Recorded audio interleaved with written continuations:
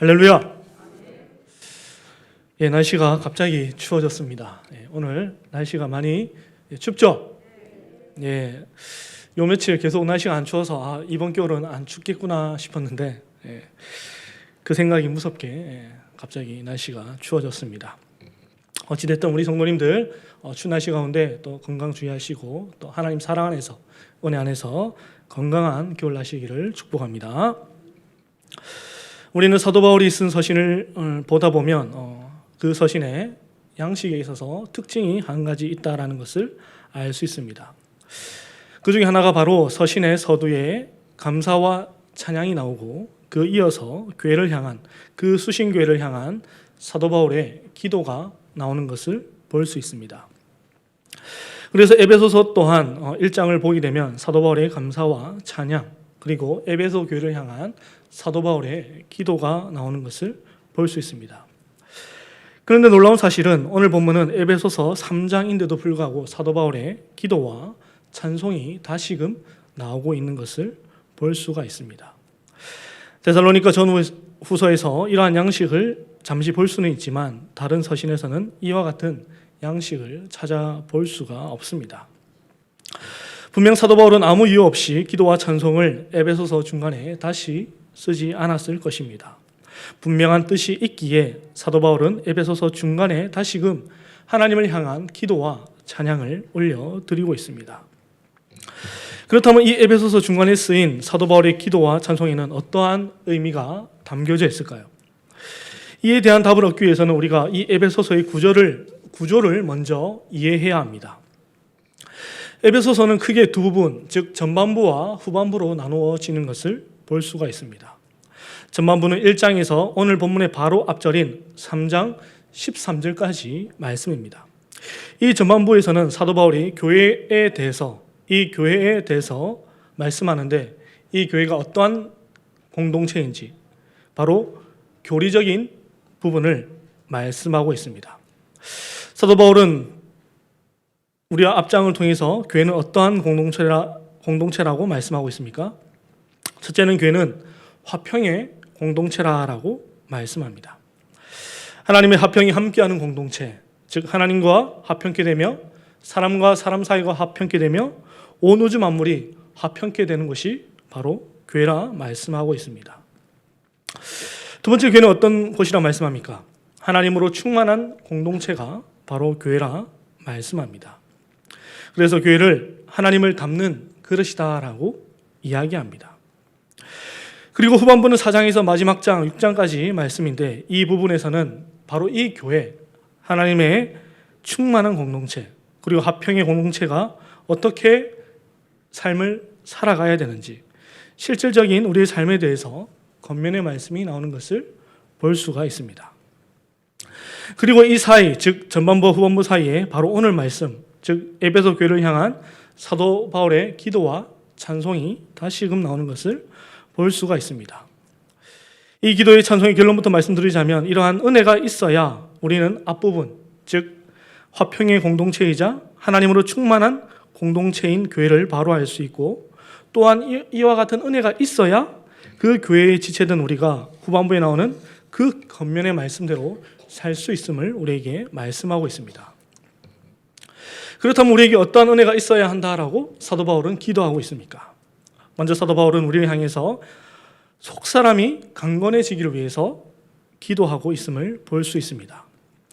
사도 바울은 오늘 본문을 읽기 시작합니다. 14절 말씀을 보게 되면 이렇게 말씀합니다. 이러므로 내가 하늘과 땅에 있는 각 족속에게 이름을 주신 아버지 앞에 무릎을 꿇고 비노니. 하나님께 기도하는데 그 하나님이 어떠한 하나님이라고 말씀합니까? 하늘과 땅에 있는 각 족속에게 이름을 주신 아버지라고 말씀합니다. 이 말씀의 의미가 무엇이겠습니까? 하늘과 땅에 있는 각 족속에게 이름을 주셨다라는 것은 과연 무엇을 의미하는 것이겠습니까? 그것은 바로 성경을 보게 되면 이 이름을 부여한다, 이름을 준다는 것은 바로 생명을 수여한다라는 것을 의미하고 있습니다. 즉 사도 바울이 하나님께 기도드리는데 그 하나님은 어떠한 하나님이라고 말씀합니까? 바로 우리의 생명을 주신, 우리의 생사화복을 주관하시는 바로 우리 하나님 아버지임을 우리에게 말씀하고 있습니다. 그리고 그의 첫 번째 기도가 16절에 나오고 있습니다. 우리 16절 말씀을 함께 읽어보겠습니다. 16절입니다. 그의 영광의 풍성함을 따라 그의 성령으로 말미암아. 아멘. 사도 바울은 지금 에베소 교회 성도들을 향해서 속 사람이 강건해지기를 위해서 기도하고 있음을 말씀합니다. 그렇다면 여기서 말씀하는 속 사람은 과연 무엇이겠습니까? 우리는 이 본문 말씀만으로는 여기서 말씀하는 속 사람이 무엇인지 정확히는 알 수가 없습니다. 그래서 다른 서신을 보게 되면 이 속 사람에 대해서 말씀하는데 로마서 7장 22절을 보게 되면 이렇게 말씀합니다. 내 속사람으로는 하나님의 법을 즐거워하되. 그리고 이어서 나오는 25절의 말씀 보게 되면 또 사도 바울이 이렇게 말씀합니다. 그런즉 내 자신이 마음으로는 하나님의 법을 육시로는 죄의 법을 섬기노라. 우리 이 로마서의 말씀, 이 두 구절의 말씀을 통해서 속사람이 무엇인지 알 수가 있습니다. 속사람이 무엇입니까? 바로 우리의 마음임을 말씀하고 있습니다. 사도 바울은 지금 우리의 속사람, 우리의 마음이 강건해지기를 위해서 기도드리고 있습니다. 그렇다면 어떻게 하면 우리의 속사람, 우리의 마음이 강건해질 수 있을까요? 이에 대한 답도 16절에 나와 있습니다. 우리 16절 말씀을 다시금 읽어보겠습니다. 그의 성령으로 말미암아 너희 속사람을 능력으로 강건하게 하시오며. 아멘. 성령으로 말미암아 너희 속사람을 능력으로 강건하게 하시오며. 우리의 속사람, 우리의 마음이 강건해지기 위해서 무엇이 있어야 한다라고 말씀합니까? 성령의 능력이 있어야 함을 우리에게 말씀하고 있습니다. 세상 사람들은 우리의 마음이 강건해지기 위해서 이것이 필요하다, 또 저것이 있어야 한다라며 힐링이라는 주제로 많이 말하였습니다. 하지만 그런 세상의 가르침이 우리의 마음을 본질적으로 강건하게 할 수는 없습니다. 성경 우리에게 분명하게 말씀합니다. 무엇이 있어야 한다 말씀합니까? 성령의 능력이 우리의 마음을 강건하게 해주신다라고 말씀하고 있습니다. 그리고 또 한 가지 더 있는데 그것이 무엇이라 말씀합니까? 우리 17절 말씀을 함께 읽어보겠습니다. 믿음으로 말미암아 그리스도께서 너희 마음에 계시게 터가 굳어져서. 아멘. 우리의 마음, 우리의 속사람이 강건해지기 위해서는 우리의 마음에 누가 계셔야 한다라고 말씀합니까? 바로 그리스도께서 우리의 마음 가운데 계셔야 함을 말씀합니다. 우리는 이 말씀을 보게 되면 한 가지 의문이 듭니다. 왜냐하면 예수님을 믿고 나의 구주로 영접한 우리의 마음속에 우리는 예수님이 계시다라는 것을 믿고 있기 때문입니다. 물론 믿는 자에게는 예수님께서 성령을 통하여서 늘 언제나 거주하고 계십니다. 하지만 우리는 때로는 그 사실을 망각할 때가 있습니다. 때로는 우리의 뜻을 앞세울 때가 참 많이 있다라는 것을 발견하게 됩니다. 우리 마음 가운데 우리 주님을, 우리 예수님을 나의 왕으로 모시지 못하고 나의 마음 가운데 그 왕의 자리에 내 자신이 앉아 있을 때가 참 많이 있다라는 것을 우리는 우리의 삶을 통해서 발견하게 됩니다. 그래서 우리 가운데 무엇이 필요합니까? 바로 성령의 은혜, 성령의 능력이 우리 가운데 있어야 함을 우리에게 말씀하고 있습니다. 성령의 능력에 힘입어서 예수 그리스도를 마음속에 계시다는 것을 확실히 믿고 산 사람이 있었습니다. 그 사람은 바로 우리가 잘 알고 있는 스데반 집사입니다. 사도행전에서 스데반 집사에 대해서 말할 때 수식어가 붙는 것을 볼 수가 있습니다. 성경을 보니까 스데반 집사에 대해서 이렇게 말씀합니다. 스데반이 은혜와 권능이, 하나님의 권능이 충만하여서 스데반이 지혜와 성령으로 힘입어서 말하였다라고 성경은 말씀합니다. 그리고 공회에 잡혀간 사람들이 그의 얼굴을 주목하여 보니까 어떠하였다라고 성경은 말씀합니까? 바로 공회에 앉은 사람들이 스데반의 얼굴을 보니까 그의 얼굴이 천사와 같았다라고 말씀합니다. 억울한 누명을 쓰고 재판을 받기 위해서 잡혀온 스데반 집사의 얼굴은 마치 천사의 얼굴과 같았습니다. 왜 그 사람이 그와 같은 얼굴, 바로 천사와 같은 얼굴을 할 수 있었던 것일까요? 그것은 바로 그의 속사람, 그의 마음 가운데 하나님의 그 성령과 주님이 그의 마음 가운데 자리 잡고 있었기 때문입니다. 늘 언제나 성령의 능력을 힘입고 예수 그리스도를 마음속에 모시고 산 사람이 바로 스데반이었음을 성경은 우리에게 말씀해 주고 있습니다. 그리고 두 번째, 사도 바울은 에베소 교회가 그리스도의 사랑을 깨닫는 은혜가 있어야 함을 우리에게 말씀해 주고 있습니다. 우리도 이 말이 어찌 보면 이치에 맞지 않는다라는 생각이 들기도 합니다. 에베소 교회 성도들은 이미 그리스도의 사랑을 알고 있었기 때문입니다. 그런데 왜 사도 바울은 왜 그 그리스도의 사랑을 깨달아야 한다라고 그는 말하고 있는 것일까요? 그들은 분명 예수 그리스도께서 자신의 죄 때문에 십자가에 못 박혀 돌아가셨다라는 사실을 알고 있었습니다. 그렇다면 왜 사도 바울은 그들을 향해서 이렇게 그리스도의 사랑을 깨닫기 원한다라고 기도하고 있는 것일까요? 우리 먼저 오늘 본문의 18절과 19절 말씀을 함께 읽어보겠습니다. 능히 모든 성도와 함께 지식에 넘치는 그리스도의 사랑을 알고 그 너비와 길이와 높이와 깊이가 어떠함을 깨달아 하나님의 모든 충만하신 것으로 너에게 충만하게 하시기를 구하노라. 아멘. 왜 사도 바울이 에베소 교회를 향해서 그리스도의 사랑을 깨닫기 원한다라고 기도하고 있습니까? 그리스도의 사랑이 그 너비와 길이와 높이와 깊이를 우리가 가늠할 수 없기 때문입니다. 그래서 한글 성경에서는 지식에 넘치는 그리스도의 사랑이라고 번역하고 있습니다. 하지만 이것을 좀 더 정확하게 번역하면 우리의 지식을 초월하는 사랑이라고 번역할 수 있습니다. 즉 하나님의 사랑은 우리의 생각, 우리의 지식을 초월하는 사랑입니다. 우리는 이 사실, 우리 이 지식을 초월하는 사랑을 알 수 있는 길이 있습니다. 그 길이 무엇일까요? 바로 주님께서 우리에게 무엇을 권면하셨습니까? 바로 내 원수를 사랑하라라고 말씀하셨습니다. 왜 하나님께서 우리를 향해서 원수를 사랑하라라고 말씀하셨을까요? 그 이유는 바로 하나님께서 원수된 우리를 뭐 하셨습니까? 먼저 사랑하셨기 때문입니다. 우리가 우리의 이웃, 바로 우리 가운데 있는 원수를 사랑할 때에 우리는 누구의 마음을 알 수 있을까요? 바로 하나님의 그 사랑, 원수된 우리를 먼저 사랑하신 그 하나님 아버지의 마음을 알 수 있다라는 것을 우리에게 말씀해 주고 있습니다. 우리는 신앙을 보면서 신앙을 자라간다라고 이야기합니다. 우리는 시간이 지날수록 우리의 신앙이 자라가야 합니다. 때로는 우리의 인생에 고난과 아픔으로 때로는 후퇴하는 것처럼 보이기도 하지만 우리의 신앙은 결국 자라가고 있음을 우리는 우리의 삶을 통해서 확인하게 됩니다. 이 신앙이 자라간다는 또 다른 말이 바로 오늘 본문에 나오는 말씀, 바로 우리의 지식을 초월하는 그리스도의 사랑을 깨닫는 것을 의미하고 있습니다.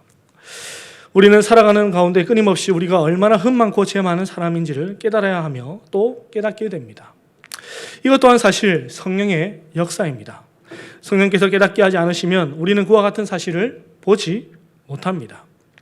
이처럼 우리는 성령의 은혜로 우리의 흠 많고 죄 많은 사람인 것을 깨달으며 이 흠 많고 죄 많은 죄인에게 허락하신 예수 그리스도의 사랑이 얼마나 큰 것인지를 깨닫게 됩니다. 이 서신을 쓰고 있는 사도 바울도 우리의 지식을 초월하는 그리스도의 사랑이 얼마나 위대하고 큰 것인지를 알고 있던 사람이었습니다. 그래서 서신을 쓸 때에, 자신을 소개할 때에 무엇이라 자신을 소개합니까? 성도 중에 지극히 작은 자, 사도 중에 가장 작은 자, 죄인 중에 괴수, 만삭되지 못하여 난 자라고 자신을 소개하고 있습니다. 사도 바울이 왜 이렇게 자신을 낮추면서 이렇게 말하는 것일까요? 그것은 바로 그가 하나님의 사랑이, 우리의 지식을 초월하는 그 사랑이 얼마나 큰 것인지를, 그 사랑이 얼마나 대단한 사랑인지를 그가 몸소 체험하고 알고 있었기 때문입니다. 마지막으로 사도 바울은 에베소 교회를 향해서 하나님의 모든 충만의 정도까지 충만해지는 은혜가 있어야 함을 우리에게 말씀하고 있습니다. 우리 오늘 본문의 19절 말씀을 다시 한번 더 읽어보겠습니다. 19절입니다. 그 너비와 길이와 높이와 깊이가 어떠함을 깨달아 하나님의 모든 충만하신 것으로 너에게 충만하게 하시기를 구하노라. 아멘. 사도 바울이 마지막으로 무엇을 위해서 기도하고 있습니까? 그 너비와 깊이와 높이를 깨달아서 결국 무엇을 구하고 있다라고 성경은 말씀합니까? 바로 하나님의 모든 충만하신 것으로 너희에게 충만하게 하시기를 구한다라고 말씀합니다. 사도 바울은 에베소 교회 성도들이 하나님의 충만하심까지 자라가기를 원하였습니다. 사실 이 말씀은 또한 우리의 생각처럼, 우리의 이치처럼 참 맞지 않는 말처럼 보이기도 합니다. 왜냐하면 우리 인간은 유한한 존재이고 하나님은 어떠하십니까? 무한하신 하나님이시기 때문입니다. 유한한 우리가 무한하신 하나님까지 자라간다라는 것은 사실상 불가능한 일입니다. 하지만 왜 사도 바울은 이렇게 기도하고 있는 것일까요? 그 이유는 바로 예수 그리스도께서 십자가에 못 박혀 돌아가신 이유가 바로 이것이기 때문입니다. 우리는 이를 이해하기 위해서 창세기로 다시 돌아가야 합니다. 제가 들어오기 이전에 세상은 무엇으로 충만한 곳이었을까요? 바로 하나님의 영광, 하나님으로 충만한 곳이 바로 이 세상이었습니다. 하나님은 세상을 무엇으로 창조하셨다라고 말씀합니까? 바로 하나님의 말씀으로 이 온 우주 만물을 창조하셨다라고 말씀합니다. 말씀이신 하나님께서 이 세상을 말씀으로 창조하셨으니 바로 이 세상은 하나님의 충만, 그 하나님의 영광으로 충만한 것이 바로 이 온 우주 세상이었습니다. 그리고 창조의 하이라이트를 할 수 있는 사람을 어떻게 만드셨다라고 말씀합니까? 하나님의 형상대로 지으셨다라고 말씀합니다. 이 하나님의 형상으로 지었다는 말 속에는 바로 인간은 하나님의 영광, 하나님의 충만하심으로 충만함을 받은 존재임을 우리에게 말씀해 주고 있습니다. 그런데 이 땅에 죄가 들어오자 어떻게 되었다라고 성경은 말씀합니까? 하나님의 형상이 깨어졌음을 말씀하고 있습니다. 즉 이 말을 다른 말로 하게 되면 하나님의 충만하심을 잃어버린 존재가 바로 인간임을 우리에게 말씀하고 있습니다. 그래서 성경은 구원을 또 다른 말로 하나님의 그 충만하심을 회복하는 것이 바로 구원임을 우리에게 말씀합니다. 하나님께서는 이것을 회복하기 위해서 바로 하나님의 그 충만하심을 잃어버린 그 인간을 다시금 하나님으로 충만한 존재로 만들기 위해서 십자가에 못 박혀 돌아가셨음을 우리에게 말씀하고 있습니다.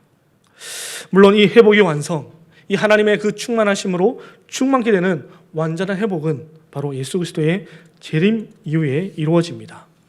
하지만 하나님께서는 우리가 이 땅에서도 그 하나님의 형상을 회복하기를, 즉 하나님의 그 충만하심을 회복하기를 원하고 계신다라는 사실입니다. 그래서 사도 바울은 에베소서 1장 23절에 교회에 대해서 무엇이라 말씀합니까? 교회는 그의 몸이니 만물 안에서 만물을 충만케 하시는 이에 충만함이라. 교회는 바로 하나님의 충만함으로 충만한 곳이라 말씀합니다. 죄로 인하여서 더 이상 하나님을 닮지 못할 것 같은 이 사람과 이 세상에 하나님께서는 교회를 통해서 다시금 하나님으로 충만케 하시겠다라고 말씀하고 있습니다. 우리 진교회가 늘 언제나 이 하나님의 충만하심으로 복된 교회가 되기를 주님의 이름으로 축복합니다. 이제 말씀을 맺겠습니다. 우리는 오늘 본문 말씀을 통해서 우리가 화평의 공동체, 하나님으로 충만한 교회가 어떤 교회인지를 보게 되고 또 그 교회로서 우리의 삶을 어떻게 살아가야 될지에 대해서 말씀을 듣게 되었습니다. 우리가 이와 같은 삶을 살기 위해서 무엇이 필요하다라고 성경은 말씀합니까? 첫째는 우리의 속사람, 우리의 마음이 강건해지는 은혜가 있어야 함을 말씀합니다.